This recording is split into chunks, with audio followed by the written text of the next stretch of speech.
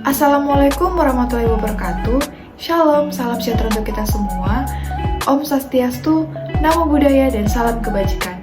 Perkenalkan, nama saya Narumijin Palesang dengan NIM akhir 1304 dari kelas F reguler pagi.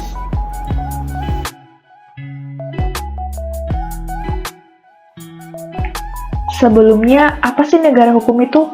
Nah, menurut De Mutiara, negara hukum adalah negara yang susunannya diatur dengan sebaik-baiknya dalam undang-undang, sehingga segala kekuasaan dari alat-alat pemerintahannya didasarkan oleh hukum.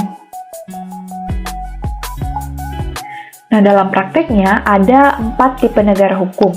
Yang pertama adalah negara hukum polisi atau negara kesejahteraan klasik, kemudian ada negara hukum liberal, negara hukum formal, dan negara hukum material atau negara kesejahteraan modern.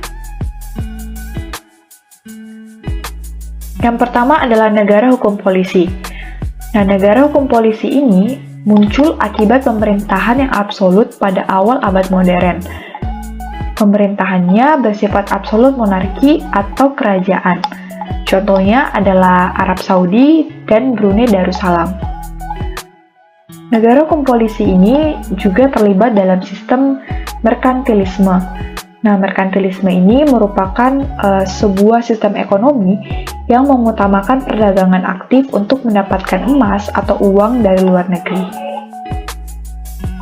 Tugas negara hukum polisi adalah menjaga tata tertib, atau disebut juga dengan istilah penjaga malam, dan memenuhi kebutuhan warganya.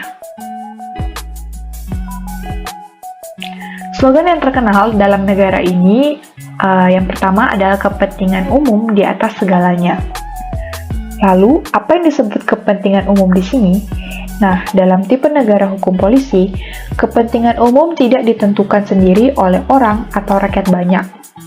Kepentingan umum hanya ditentukan oleh seorang raja, sehingga raja berhak untuk menentukan mana kepentingan umum dan bukan kepentingan umum. Yang kedua adalah hanya raja yang dapat membuat undang-undang. Dan yang terakhir, kesejahteraan rakyat adalah hukum yang tertinggi. Yang kedua adalah negara hukum liberal.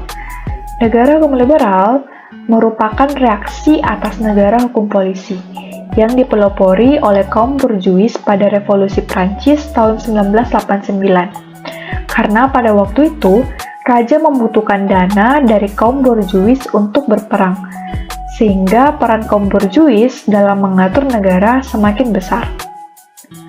Fungsi negara dalam negara hukum liberal adalah menjaga keamanan dan ketertiban.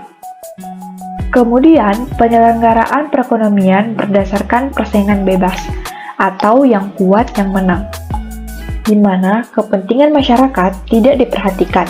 Yang penting, kaum liberal mendapatkan keuntungan sebesar-besarnya.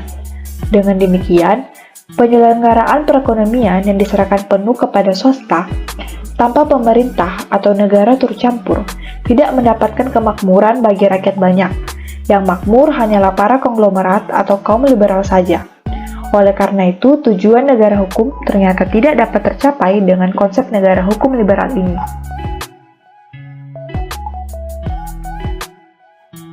Karena peran kaum borjuis semakin besar, maka yang dikehendaki adalah negara berstatus pasif atau tunduk pada aturan-aturan negara, sehingga penguasa dalam bertindak harus sesuai dengan hukum.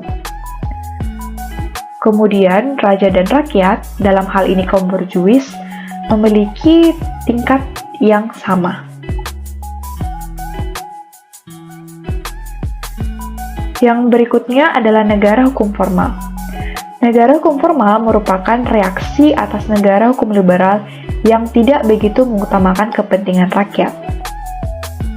Menurut F. Gestal, unsur-unsur negara hukum formal ada 4. Di antaranya, adanya jaminan terhadap HAM, penyelenggaraan negara berdasarkan trias politika, pemerintahan didasarkan pada undang-undang, dan adanya peradilan administrasi. Kemudian, menurut Immanuel Kant, negara hukum adalah negara yang diperintah oleh hukum formal atau asas legalitas, tanpa melihat bagaimana hukum itu dan siapa yang membuat. Negara hukum formal ini sangat mengedepankan aspek hukum, sehingga hanya ada persamaan di bidang hukum dan politik saja, tidak termasuk ekonomi.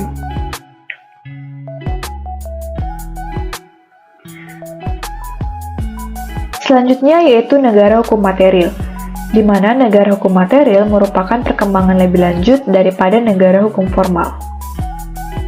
Apabila pada negara hukum formal, tindakan dari penguasa harus berdasarkan undang-undang atau harus berlaku asas legalitas, maka dalam negara hukum material, tindakan dari penguasa dalam hal yang sangat mendesak demi kepentingan warga negaranya dibenarkan, bertindak menyimpang dari undang-undang atau berlaku asas oportunitas.